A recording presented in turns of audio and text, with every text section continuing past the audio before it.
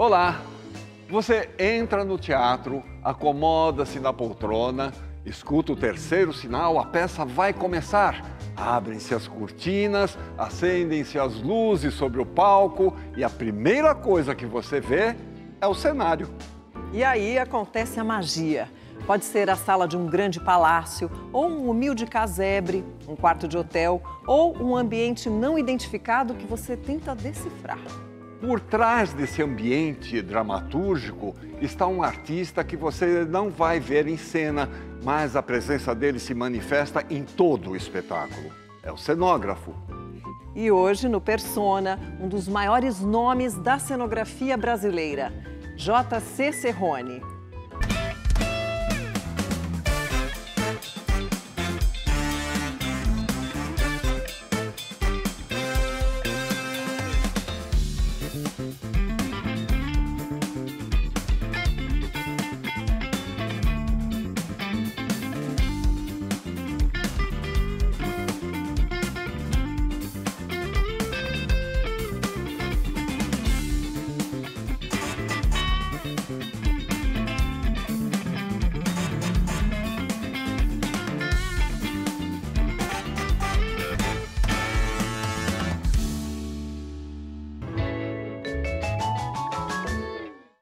Cerrone, é um prazer te receber aqui no Persona. Seja muito bem-vindo, Cerrone. Prazer é só meu. E por esse programa que eu vejo tanto e eu retornar aqui depois de tanto tempo, gravei muitos teleteatros nesse estúdio. Então, estou muito feliz de estar aqui com vocês. Nós também estamos bem felizes de ter você aqui conosco. Cerrone, a gente está aqui num estúdio de TV, um espaço cenográfico, que guarda relação com os temas que a gente aborda aqui no programa e com os ofícios das pessoas que a gente convida, né? Como é o seu caso. Claro. Ou seja, há uma ideia, há um conceito por trás disso, né?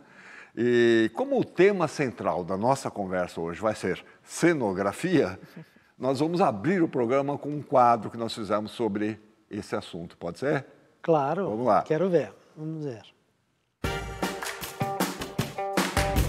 Em seu livro Cenografia Brasileira, Notas de um Cenógrafo, o nosso convidado de hoje, J.C. Cerrone, nos diz que a cenografia tem como função a dramatização de um espaço, sempre complementada pela presença do ator.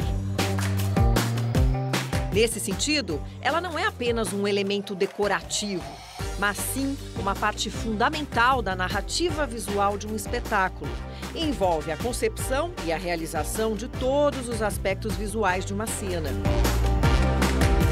Para isso, ela combina elementos de arquitetura, design, artes visuais e técnicas cênicas em constante atualização,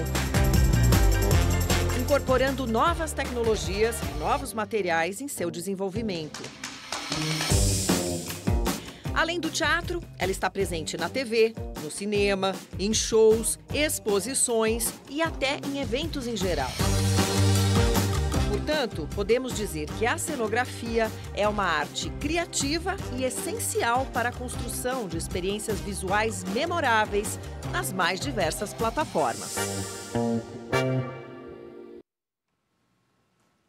Cerrone, o que é para você uma boa cenografia? Boa cenografia, eu acho que é aquela que não é a estrela do espetáculo, né? Aquela que se integra com tudo harmonicamente.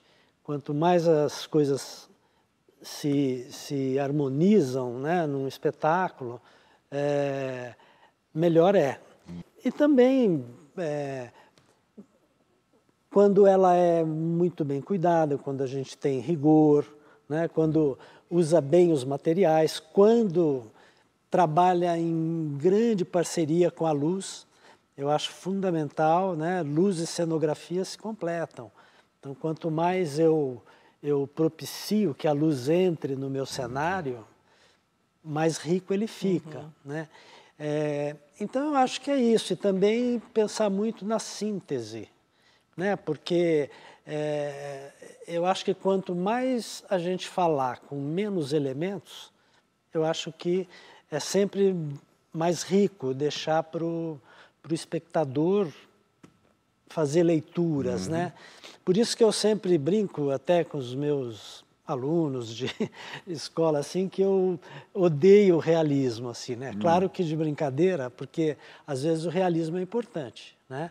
No cinema, na televisão, principalmente, mas no teatro, eu acho que no teatro, o teatro ele tem que falar por ele, a gente não precisa traduzir, né? Não precisa de legenda. Então, é muito importante que as pessoas possam fazer leituras, né? Então, para mim, uma boa cenografia é isso, é síntese e a integração com tudo, né? Com o todo do espetáculo. Harmonia, né? Perfeito. E como já foi falado aí, né, eu defendo, isso vem muito do trabalho que eu fiz com o Antunes, da gente pensar sempre no ator, né? Então, é uma coisa que a gente não pode descuidar. Bom, agora vamos conhecer então um pouco das suas origens. Você nasceu em São José do Rio Preto e parece que perto da sua casa tinha um terreno onde se montavam circos, não é verdade? Exatamente. Tudo indica que foi ali que começou a sua paixão pelo teatro. Eu costumo lembrar muito dessa história porque na minha família, não tinha ninguém ligado às artes, assim. Eu nunca tinha entrado num teatro, não sabia, ainda interior, né? E aí tinha um terreno grande lá e montavam-se circos, aqueles circos mambembes. Circo do Lambari, circo do Bartolo, sabe? E eu ali com meus 11, 12 anos, eu ficava fascinado com aquilo, né? E vivia lá. Ajudei a costurar lona, emprestava móveis da minha mãe escondido para poder entrar de graça. Né? Cheguei a vender gelatina, assim, com aqueles tabuleiros, para poder, era todo dia, porque era além das coisas de circo que encantavam, era circo-teatro. Então lá eu vi dezenas de peças, né? Aquelas O Céu Tem que Esperar, Escravizaura, Deus lhe pague. Os clássicos do circo, e que né? tinha ponto, né? O ponto ficava soprando tudo. Quando eu acabei descobrindo o teatro, eu fiquei pensando, por que eu me encantei tanto com aquilo? Por que eu acabei me envolvendo tanto com o teatro? E eu acho que essa coisa do circo marcou muito para mim, né? Foram ali uns 3, 4 anos de circo. No final, a decadência, tinha luta livre de mulheres, essas coisas, acabou. Mas eu peguei uma fase bonita. Eles saíam com um caminhão, por exemplo, para divulgar Salomé pelo bairro, vestidos e tal. E acho que isso ficou na sua cabeça, ficou na minha lembrança. mente. Mas, Serrone, você também gostava de jogar futebol, né? Você jogou no América de São José do Rio Preto, no Juventus. Foi convidado aí para o Santos Futebol Clube e não foi, não Onde quis vocês viram tudo isso? Não, eu até os meus 17, 18 anos, eu não saía do gramadinho que a gente... Minha mãe ia me buscar às 6h30 da tarde, porque eu não voltava para casa jogando futebol, eu jogava. E aí eu acabei entrando lá no Campeonato Juvenil, no Juventus, que era um time bem organizado e tal, e fui para o Amador do América. E aí um dia a gente fez uma preliminar de um jogo do Santos e América, a época do Pelé ainda, os últimos anos. E eles viram o jogo e acabaram convidando eu e mais 2 amigos para... Hoje fala que é uma peneira, né? Mas era para a gente ir lá conhecer, treinar e tudo. E aí a gente foi no Fusca, os 3 mais o técnico, mais uma pessoa. Chegamos lá, só que eu amarelei na hora, não treinei. Ah, você não chegou a treinar? Meus 2 amigos, sim, e um deles foi chamado para voltar, mas acabou não voltando também. Mas aí depois eu entrei lá para o teatro, para pintura e tal, acabei me desligando, Deixa né? pra lá, né? E um tempo depois, já mais para frente, eu também tive um acidente, quebrei o fêmur. E aí nem gramadinho mais, nem rachinho. Que pena. Agora, na adolescência, uma professora percebeu o seu talento aí para o desenho e para a pintura e te deu um empurrãozinho aí que a gente pode dizer que foi o começo de tudo isso, não foi? Foi. Essas professoras que acho que nem tem mais hoje, sabe? Que tinham um olhar muito especial. Eu chamava de Dinorá do Vale. Ela era escritora também, ganhou o Prêmio das Américas e tal. E ela que funcionava com a Casa de Cultura lá em Rio Preto, né? E numa das aulas lá, ela levou madeira assim de tábua de caixa de maçã, tinta, ela escrevia para o jornal, né? E que a gente ia fazer gravura. E aí, todo mundo lá, a gente fazendo, e eu fiz uma coisa muito abstrata, sim, toda...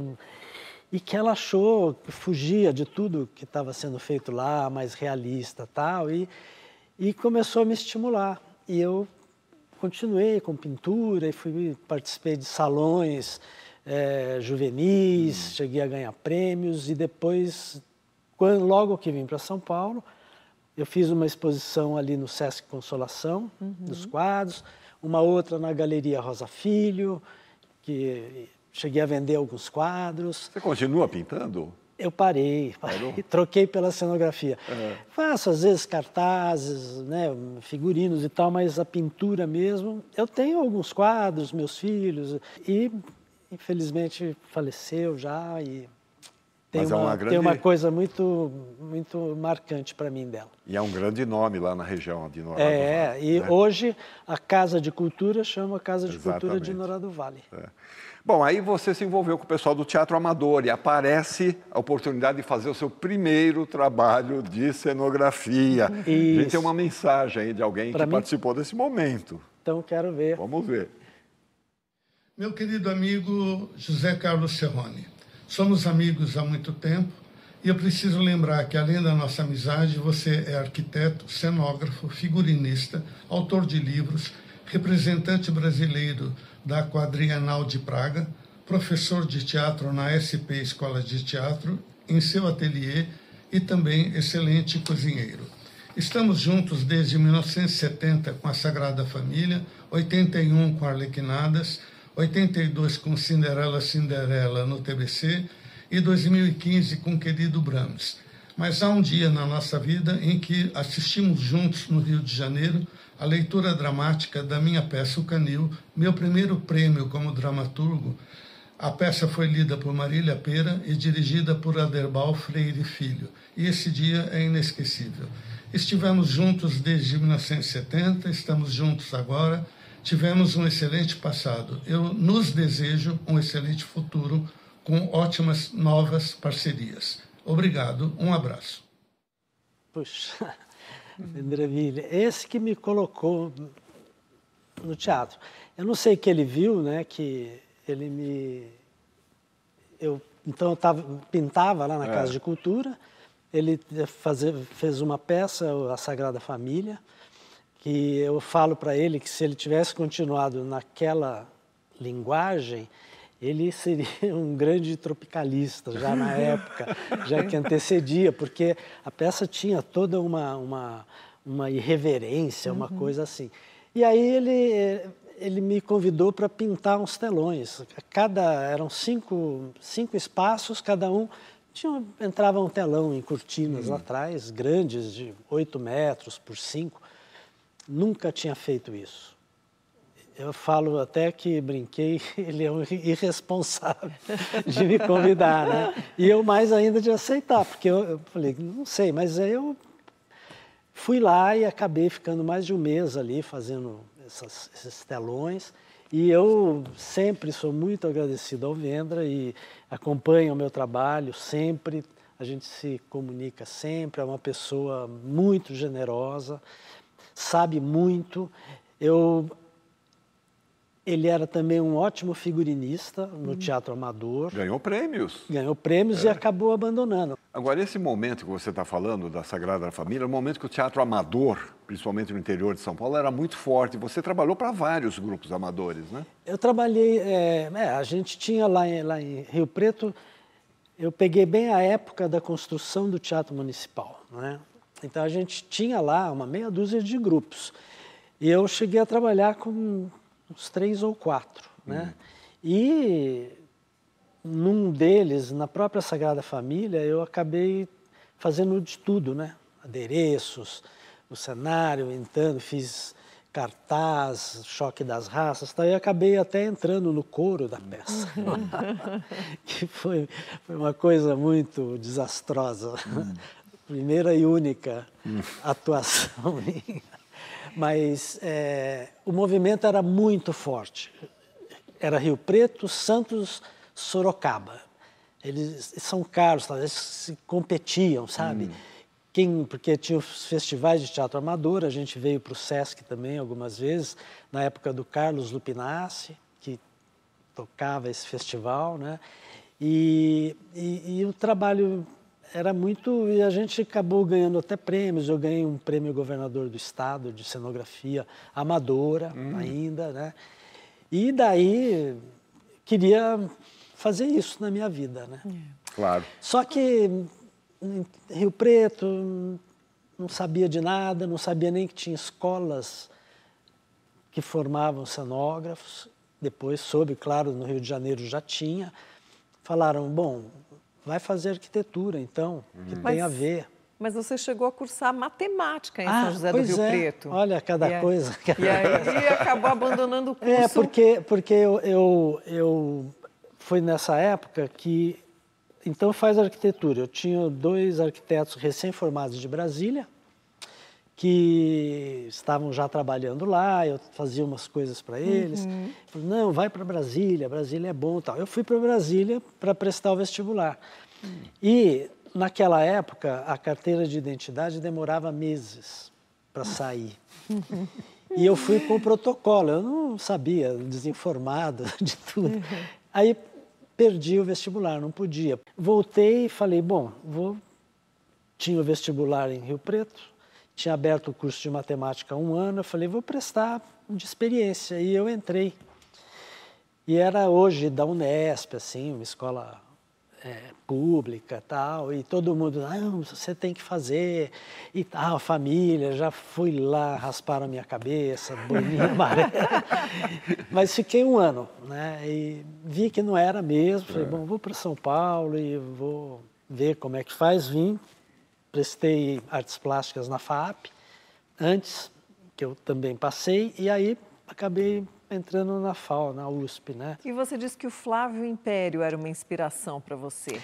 Logo no primeiro dia de aula da FAO, o Flávio Império, ele dava um curso lá, que era assim, a aula era para cada um fazer o que gostasse pela faculdade, pelo Salão Caramelo. E eu levei um quadro lá, e fiquei lá pintando o dia inteiro, e as pessoas vinham, a gente conversava e tal. E aí eu fui saber quem era Flávio Império, e depois fiz mais 2 cursos com ele, optativos. E foi tão cedo, né?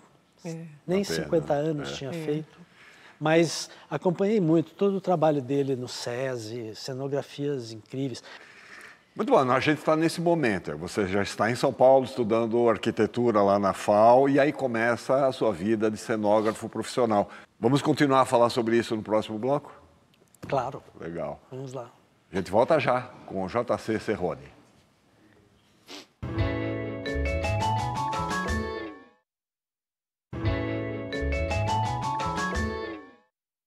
O Persona está de volta e hoje a nossa conversa é com o cenógrafo JC Serrone.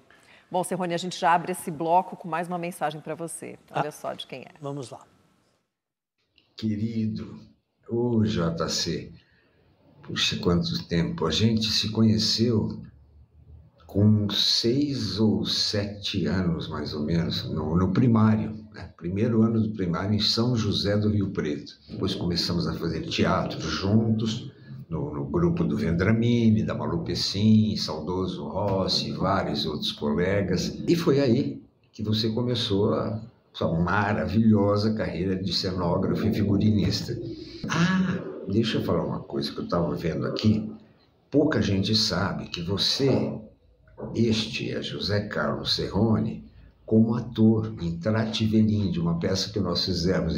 Aqui nessa foto, ele e o Rossi. E pegamos um Fusca, 4 atores, mais o diretor, num Fusca, e fomos viajando, apresentando na louca, assim, em Porto Alegre, Blumenau. Fomos descendo com cenário, figurino e 5 atores num Fusca. Foi muito divertido. Você lembra disso, né? Aí fizemos cursinho juntos de arquitetura, você ficou aqui na USP, eu fui para Santos, e aí pintou um convite para virar carnavalesco da X9. E a gente se saiu muito bem até. Ganhamos primeiro lugar uns 4 ou 5 anos. Atualmente eu tenho visto você postando nas redes uns pratos maravilhosos. Então estou esperando um convite para, né, testar esses pratos que parecem mais uma cenografia culinária. Muito feliz de você estar aí nesse programa que eu vejo e adoro. E sucesso sempre. É isso, você sabe, você é meu irmão, tá? Beijão. Tchau, querido. A tua fama de cozinheiro está se espalhando. Dudu, é o Dudu, José Roberto Arduin.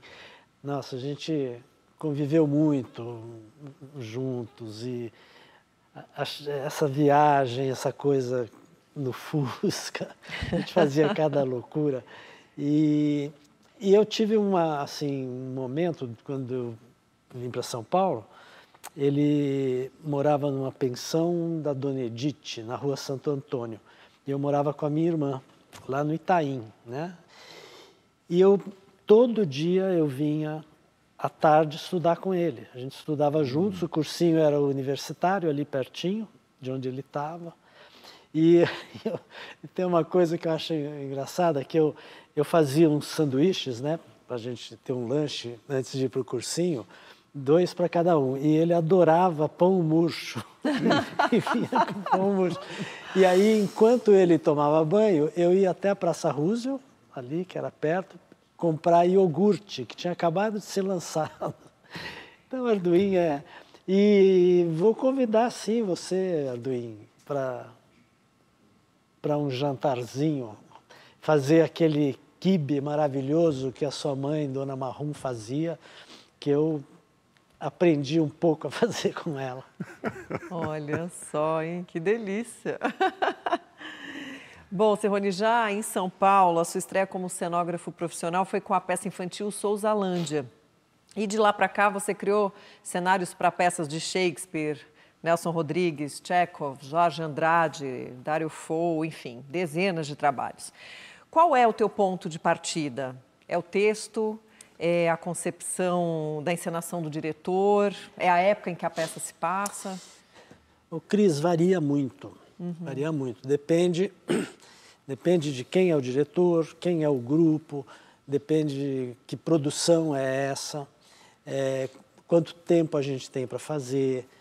Mas, claro que na grande maioria das vezes, a primeira coisa é a gente ler o texto e saber, a gente faz uma leitura em branco para saber do que se trata, né? Tá. Depois a gente faz outras leituras com a decupagem e tal. Então a gente muitas vezes parte do texto.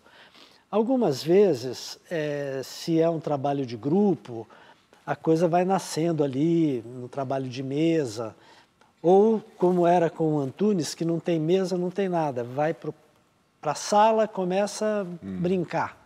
Então depende do trabalho. Tem coisas que às vezes você tem um mês para fazer, 40 dias, tem que resolver, construir, montar e tem que dar certo. Então tem isso. Agora, Serrone, uma pergunta muito simples, mas não sei se a resposta também é simples. A gente vai assistir um espetáculo, às vezes só tem uma cadeira no palco, ou às vezes não tem nada, mas é uma cenografia. Como é que você explica isso? Então, a gente fala que é fazer o espetáculo na caixa preta, né? Sem nada.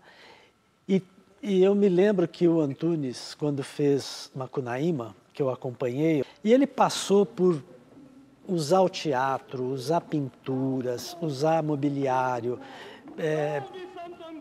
níveis, ele ficou 2 anos fazendo. E no fim ele despojou de tudo e fez a caixa preta e trabalhou só com jornal, né? E eu me lembro que ele ia abrir festivais e foi para Rio Preto, abriu um festival daqueles nossos.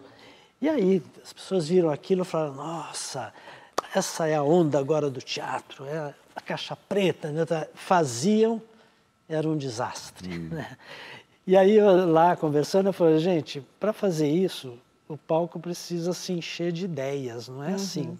por pobreza, por economia, porque não tem. Tem que saber por quê. Eu acho que é a cenografia mais complexa. O Abu Janra, com quem eu trabalhei muito também, ele tinha uma coisa que eu uso às vezes até para exemplificar certas coisas. Ele fala assim, não, eu chamo um cenógrafo e falo para ele, olha, você vem fazer aqui o meu cenário, mas não tem nada, tá? Você pode ficar tranquilo, é muito simples e tal. Aí o cenógrafo fala para ele, mas se não tem nada, você não precisa de um cenógrafo? Ele falou, não, eu preciso de alguém que assine o nada. É muito bom, né? Que assuma isso, né? E assim, saber que você vai chegar nisso passando por muita coisa. Não é que você vai lá, faz porque é pobre, porque não tem dinheiro. Aí não vale, e normalmente não dá certo. Né? Eu acho que quando chega nisso é o máximo. Né? Eu fiz Nova Velha História, uma peça com o Antunes, que a gente usava só umas bolhas de acrílico. E aquilo falava tudo naquilo. As pessoas imaginavam estar num cosmo e tal. Então é bom. Agora, tem cenografias que precisam, a ópera precisa, os grandes musicais, precisa, porque faz parte da linguagem. Mas no teatro, eu acho que quanto mais a gente conseguir ser sintético, é bom. Ser econômico, né? Mais um recado para você sobre cenografias que você fez para a televisão. Vamos ver quem é? O meu depoimento sobre José Carlos Serrone, cenógrafo,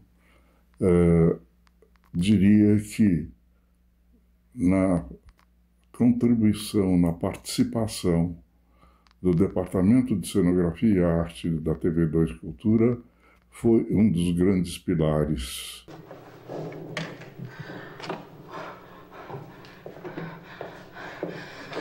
Não me despreze! Não me despreze! Amei, senhora. Quer dizer, a dedicatória, não é?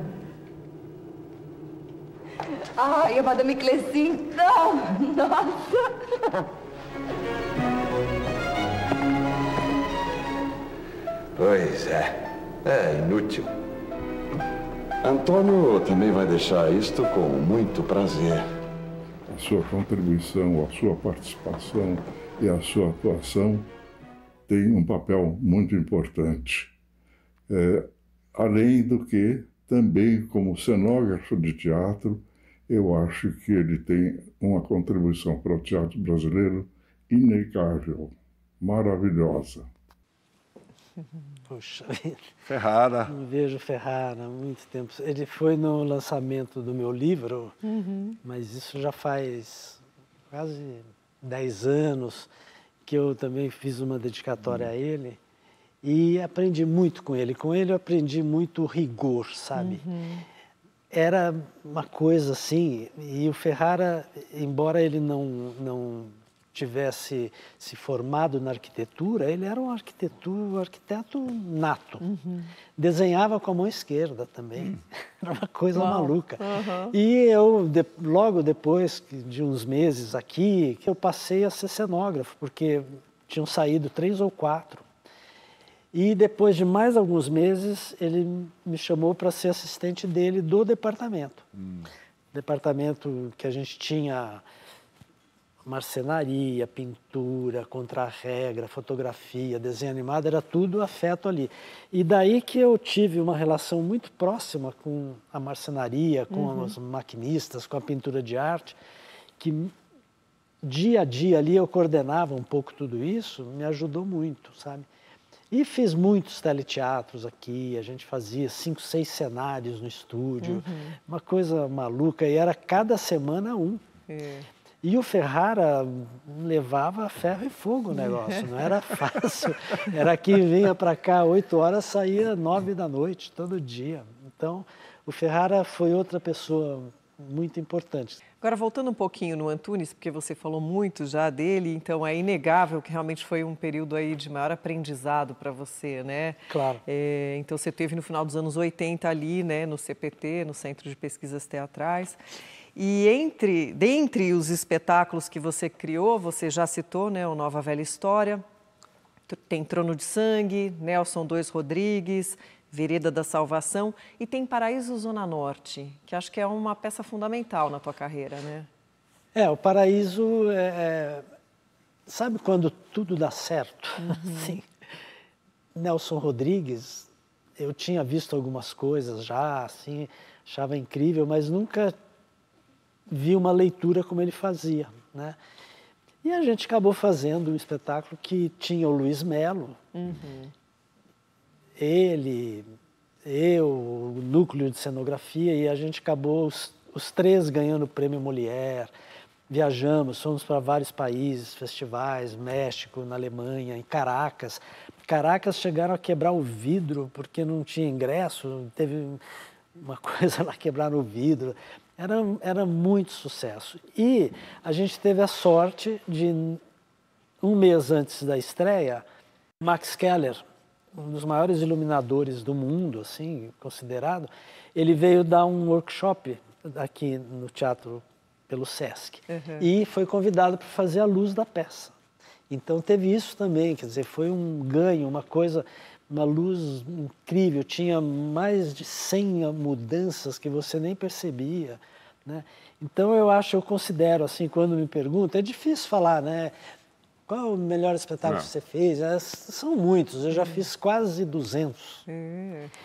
Mas o Paraíso eu sempre considero, sim, um dos mais importantes que eu fiz. É um marco, né? E não descarto também Vereda, que também era um espetáculo que deu muito certo. Vereda da Salvação, né? Todos do Antunes ali, eu fiz 11. E fizemos um em Nova York, a gente ficou 4 meses lá. Fizemos um Nelson II Rodrigues lá no Teatro de Repertório Espanhol, né? Então, com ele, e eram coisas feitas assim, não era nada feito em menos de um ano. Então, eram processos mesmo de aprofundamento e tudo. O período de CPT foi muito bom. Depois de 12 anos, a gente se desentendeu lá, eu acabei saindo, meio rompidos, vamos dizer assim, né? Aí Mas lá você criou também o núcleo de cenografia e figurinos, foi lá que eu comecei, porque eu fui a Praga a primeira vez em 1987, né? E aí eu vi lá como que tudo acontecia, né? E falei, puxa, no Brasil tudo tão precário, falta de continuidade de trabalho. Falei, eu preciso fazer alguma coisa para mudar esse estado de coisas tão precárias que a gente tem. E voltei meio desanimado, né? E a gente eu acabei pensando, e com ele, e com o Sesc, de criar um núcleo de cenografia. Todo ano entrava uma turma, ficava um ano lá com a gente, alguns iam ficando, né? E era um curso, na verdade, com aulas à noite, e durante o dia a gente trabalhava nos espetáculos dele. E foi lá que eu me envolvi com essa coisa mais da formação, de achar que isso era muito importante. E fiquei lá 12 anos com várias turmas, formei muita gente que hoje está aí, concorro a prêmio com eles, eles que ganham. Então são muitas coisas com Antunes, assim, muitas histórias. Muito importante. Agora, atualmente você tem um núcleo também de estudos, de formação para novos cenógrafos lá na SP Escola de Teatro, não é isso? Então, eu fiquei 12 anos no CPT. Antes de você falar sobre isso, vamos ver o depoimento que a gente tem também? Vamos. Eu conheço o Cerrone desde sempre, desde que eu me iniciei no teatro lá nos anos 80, em Curitiba, no Paraná. Mas foi em meados dos anos 2000 que as nossas histórias se cruzariam. Nós fizemos um convite ao Cerrone para integrar o corpo de pensadores da SP Escola de Teatro. E desde então a gente convive intimamente. O Cerrone, ele é um presente na minha vida, é um grande mestre, e toda vez que o Cerrone abre a boca eu aprendi, eu tenho que parar para ouvir, porque dali sairão coisas importantes que eu vou ter que pensar. Mas Cerrone também é um amigo muito, muito, muito querido, um confidente, onde a gente troca intimidades, histórias, e eu sou muito feliz de ter esse cara incrível ao meu lado. Tenho orgulho de verdade, porque é um dos grandes mestres do teatro, e nesse encontro com a gente ele provou o quanto é poroso, o quanto Ele faz questão de não ter a resposta definitiva, mesmo que ela exista, para que a gente caia nas dúvidas e nelas tentar encontrar não um mundo possível, mas um mundo que deve ser mundo. Serrone, você é uma luz muito, muito importante na minha vida nesses últimos 20 anos. Um beijo no fundo do coração e evoé. Puxa, o Ivan as pessoas, eu não sei como ele consegue fazer tanta coisa e ser tão generoso para tudo, sabe? Quando ele me convidou, eu estava dizendo, eu fiquei 12 anos no CPT, depois mais 12 ou 13 com o espaço cenográfico. Uhum. Foi quando ele me chamou para vir para a escola, né? Para pensar a escola. Nós ficamos 2 anos pensando a escola. E a gente já está na 4ª gestão, né? Já tem 15 anos a escola. E eu acabei tendo que fechar o espaço cenográfico, porque também tinha escola, e tinha que estar lá todo dia, e fui abandonando um pouco, sem patrocínio, não pude ir mais atrás, foi ficando difícil, eu fechei. E aí ele me acolheu lá no Brás. Uhum. Então, maquetes, a minha biblioteca, que tem 5.000 livros, está lá, eu abro para os alunos, as maquetes, ganhei uma sala que é um ateliê para mim lá. Você mencionou suas maquetes, né? As suas maquetes de cenário já são uma obra de arte por si só. É nelas que você estuda a perspectiva, a iluminação, posicionamento dos atores?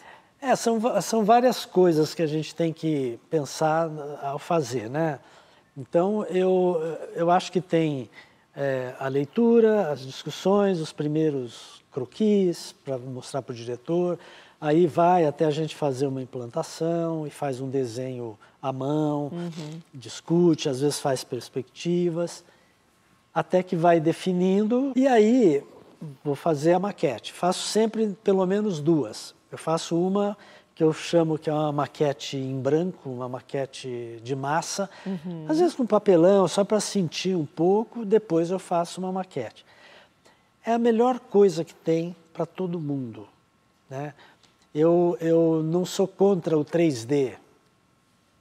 Eu acho que é importante também, é um outro instrumento. Só que ele não é aquilo que a minha maquete volumétrica mostra, né? Porque é um desenho no papel. A cor não é a mesma, você não percebe e tal. Quando você faz a maquete, o ator sabe onde ele vai subir, por onde ele vai atravessar, a porta que ele vai entrar, que vai descer uma coisa assim.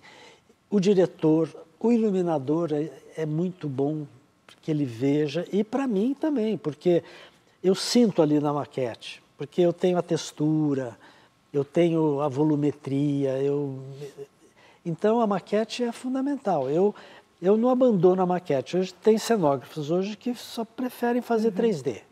Por exemplo, você vai fazer evento, vai fazer coisas para feira, eles estão tão acostumados que eles nem querem maquete, não. Eles querem ver o 3D, né? Por isso que eu nem faço muito. Eu não gosto. Eu gosto de ver a coisa ali, é mais humano, né? Você faz, usa as mãos e mexe, pinta. Eu não deixo de fazer a maquete. E, às vezes, depois, eu faço uma para exposição. Que aí o espetáculo já aconteceu e tal, porque eu tento guardar muitas, né? Eu tenho muitas, mas é difícil manter tudo isso. Está tudo lá na SP, exposto lá, as pessoas visitam, né? Vamos fazer mais uma pausa, Serrone. Vamos. E em seguida, no próximo bloco, vamos falar um pouco mais sobre a Quadrienal de Praga, suas participações lá. Ótimo. Voltando já com JC Serrone. Muito bom.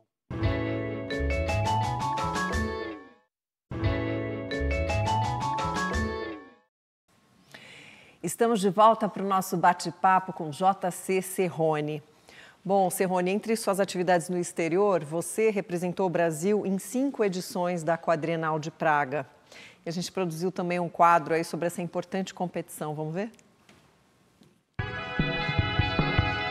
A Quadrienal de Praga, considerada a maior mostra competitiva das artes plásticas do planeta, foi criada após o sucesso dos trabalhos tchecos expostos na Bienal de São Paulo de 1959.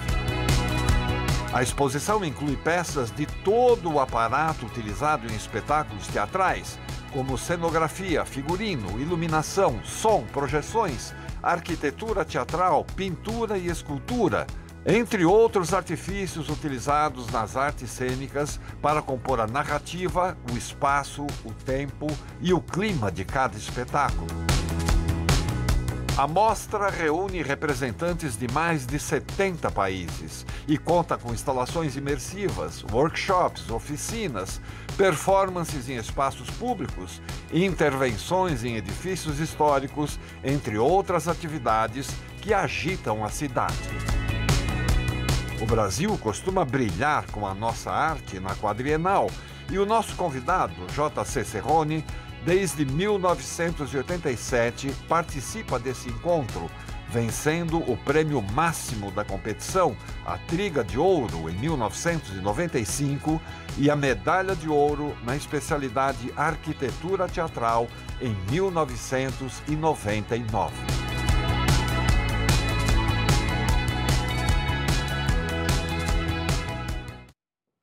Você recebeu vários prêmios, né, lá em Praga. Então, a Quadrienal, ela nasceu, na verdade, isso que ele disse, dos tchecos que vieram aqui nos anos 50. Eles criaram em 67 a Quadrienal. Aí o Brasil foi algumas vezes, Elias Bauer chegou a ganhar uma medalha de ouro. Um projeto de arquitetura do Centro de Convivência de Campinas também foi premiado e tal. Aí chegou no ano de 83, o Brasil não foi. E em 87 veio o convite, ninguém sabia de nada disso, né? E chegou um convite para o IAB, Instituto de Arquitetos do Brasil. Eu tinha uma amiga minha, falou, você sabe disso e tal. Eu fui ler, falei, puxa, esse evento, a gente pode ver tal. Aí escrevemos. A gente tinha acabado de fazer uma pequena exposição no hall do Teatro Cultura Artística, dos trabalhos da SER. Então tinha os trabalhos meus, tinha o da Daniela Thomas, tinha o do Gianni Rato, mas eram praticamente fotos, né? E eu tinha uma maquete do Morte Acidental e a gente então falou, quem sabe se dá para levar isso, né? E mandamos lá e eles aceitaram. E eu fiz mais uma maquete para ir, né? Aí eu fiquei sabendo um pouco, vi a Quadrienal, falei, puxa... E aí dei continuidade, assim, porque aí eles mandaram as cartas para mim e para a Bienal. E na seguinte, eu falei com a Ruth Escobar, que cuidava da Bienal lá, e ela falou, vamos fazer e tal. E aí oficializou mais a coisa e eu passei a ir. E não foram só 5, não, já são 10. Cheguei a ser presidente do júri de 2007, que eles me convidaram. Aí eu já nem participava, né, oficialmente. E aquilo tudo foi mudando um pouco as coisas aqui, né? Então, eu acabei na de 95, nós ganhamos o prêmio a Golden Triga, né? E não eram só trabalhos meus, era meu, da Daniela Thomas e do José de Anchieta. Na última, eu fui um dos curadores da Mostra de Escolas de Cenografia, que vão 60, 70 escolas do mundo inteiro mostrar o que está sendo feito, que eu acho a coisa mais importante. Eu sempre falo para os estudantes, vá a Praga pelo menos uma vez, mudou a minha vida, depois que eu voltei de lá, eu comecei a ver tudo de outra forma.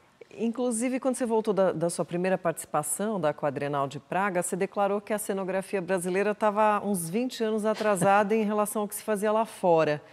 Existem aí alguns marcos da renovação da cenografia brasileira? Alterou muito, a gente evoluiu muito, muito, muito, né? O que acontece é que eu acho que na iluminação, por exemplo, a gente evoluiu demais, o que é inventado lá, meses depois está aqui, você tem acesso, mudou tudo do analógico para o digital. E a gente teve uma grande evolução na parte de iluminação. Na cenografia, mais lento, porque a nossa tecnologia cênica, mecânica cênica, nossos palcos, a gente não tem, por exemplo, um teatro de ópera para valer aqui no Brasil, com dimensões, com tudo, com as oficinas como um Metropolitan, como um Teresa Carreño em Caracas, teatros na Alemanha. A gente faz óperas e tudo, mas sempre tem alguns problemas, né? O nosso Teatro Municipal, por exemplo, do lado esquerdo, tem 3 grandes colunas que não permitem a entrada de coisas. Você vai naqueles teatros, eles têm 10 metros para baixo de porão, tudo com elevadores, coxia de 20 metros para lá, 20 para lá, 20 para trás, que é para fazer a ópera mesmo. Então, a gente está caminhando um pouco mais lentamente. Lá o teatro que eu fiz no Rio agora, que chama Teatro Vianinha, no Armazém da Utopia, a gente conseguiu pôr uma arquibancada retrátil, de 11 fileiras. Então, está muito melhor, muito. Nem compara, mas estava realmente bem fraco tudo, assim. Os teatros, assim, a gente teve agora, não digo nem 10 anos, a primeira vara motorizada com variação de frequência, que você faz no computador e controla o tempo delas, né? Foi o Sesc Pinheiros o primeiro a fazer, numa reforma de 7, 8 anos atrás. Coisa que eu já tinha visto no Teatro Solis, lá em Montevidéu, 20 e poucos anos atrás. Então, tudo vem muito atrasado. Hoje está ganhando tempo, com a internet, com a globalização, então a gente está caminhando mais rápido, mas nessa época, meu comentário foi meio desagradável. Mais um depoimento para você, Cerrone. Vamos ver quem é. Vamos. Eu conheci o Zé Cerrone na FAO. E eu vejo no Zé Cerrone não só essa capacidade de excelência no ofício que ele optou, né, mas das correlações, né, das áreas paralelas, né, de livros, incentivos. A gente sabe que São Paulo é uma cidade da sucção, né, que a gente se vê assim tangencialmente de tempos em tempos, mas nos faz grato assim, né, a presença de figuras como a dele, né, que consegue traduzir uma ideia, uma concepção cênica dentro do espaço arquitetônico do teatro, né? E ao mesmo tempo criar condições de que pelo impacto, né? Por essa empatia entre espaço arquitetônico cênico teatralizado, né? E público aconteça. Qualquer peça que lida, seja ela de qualquer origem, seja coreográfica, seja de ação emocional, seja de performance e tal, a tradução disso, né, é extremamente delicada, né? Ela está sempre numa fronteira entre o erro e o acerto. É muito tênue esse pedágio. E o Zé, com certeza, é uma das pessoas que faz com que aquele volume cênico seja vivo e intenso. Puxa, amigo Gal, faz tempo que eu não vejo. Ele é o equivalente na fotografia do que ele disse. Ele é um grande fotógrafo. Já fizemos algumas coisas juntas. E não é só fotógrafo, ele é um artista múltiplo, faz muitas coisas. É uma pessoa muito especial também. Gal, precisamos ver um trabalho aí, você fotografar espetáculos que eu faça. É isso, grande Gal. Vamos ver mais um recado? Olha só de quem é. É o último, hein? Mas eu estou aqui me esbaldando aí com tantos elogios, poxa vida. É muito difícil de falar do Cerrone sem superlativar as ideias, sem recorrer a argumentos qualificativos de muita virtude. Esse é o cara, ele veio de São José do Rio Preto e ele traz a recordação desses bons momentos da juventude impressos na sua história. Ele é um gentleman, né? Assim, um menino, uma criança, né? Assim, que sabe brincar com responsabilidade sobre os toquinhos da cenografia, da maquete. Se você vem falar de cenografia, ele entra com filosofia. Se você quer falar de filosofia, ele entra com raciocínios lógicos, pragmáticos. Eu diria que o momento deslumbrante foi a parceria dele com o Antunes Filho no Sesc CPT. Não poderia deixar de citar a experiência dele com a Quadrienal de Praga, a comunidade cenográfica de cenógrafos do mundo o tem na mais alta estima, né? E eu gostaria de lembrar que entre todos os valores do Cerrone tem um que eu admiro demais. Além de tudo que ele faz se tornar assim uma obra de arte, ele é um grande artista da culinária. Por isso eu acho que o Cerrone é um artista completo. Até na culinária ele se diferencia dos demais, ou de mim, no caso. Pois é, Gabriel, estou esperando o meu quadrante de porquinho que você ia trazer do sítio. Ele sempre que vem do sítio, ele fica em Carmo do Rio Claro, ele mata porco lá do sítio, ele me faz buscar um monte de carne de porco, de coisas lá. Mas essa coisa da culinária é nada, é para eu relaxar que eu faço, né? E aí acabei postando umas vezes, e assim, eu posto coisas da cenografia, por exemplo, tem 50 likes, tem 10 mensagens. Eu posto de cozinha, tem 150, 200. É impressionante. Porra, não é possível. Bom, Cerrone, o programa está chegando ao fim. A gente agradece a tua presença aqui. Foi uma conversa muito interessante, né? Sobre esses caminhos aí da cenografia, né? E como tudo está tão integrado. Então, obrigada pela sua presença e parabéns pelo seu trabalho aí, tão instigante. Eu que agradeço mais uma vez, assim, tão bem conduzido o programa. Não sei, vocês foram buscar coisas assim que eu nem imaginava. É muito bom, assim, recordar essa coisa, a memória vem, tantas pessoas que eu já convivi. Eu que estou super agradecido de estar aqui. A gente fica feliz. E depois quero ver pronto. Cerrone, eu tenho certeza que todo mundo que acompanhou o nosso programa, a partir de agora, vai ficar mais atento sobre o trabalho dos cenógrafos, vai prestar mais atenção nos próximos espetáculos que forem assistir. Muito obrigado pela sua presença aqui. Tá. Agora, no seu livro Cenografia Brasileira, Notas de um Cenógrafo, que a gente já até mostrou, que é um extenso e precioso trabalho sobre o seu campo de atuação, você enfatiza o fato de que a cenografia deve estar, assim como todos os demais recursos técnicos e de criação, a serviço do ator, né? Você poderia ler esse trechinho do livro para a gente encerrar o programa? Posso, claro. Então, enquanto você se prepara, a gente vai se despedindo de quem nos acompanhou até agora. Voltamos no próximo Persona. Lembrando que quem quiser rever ou recomendar, o nosso programa está na nossa página no YouTube ou no aplicativo Cultura Play. E a gente se vê na próxima semana. Até lá.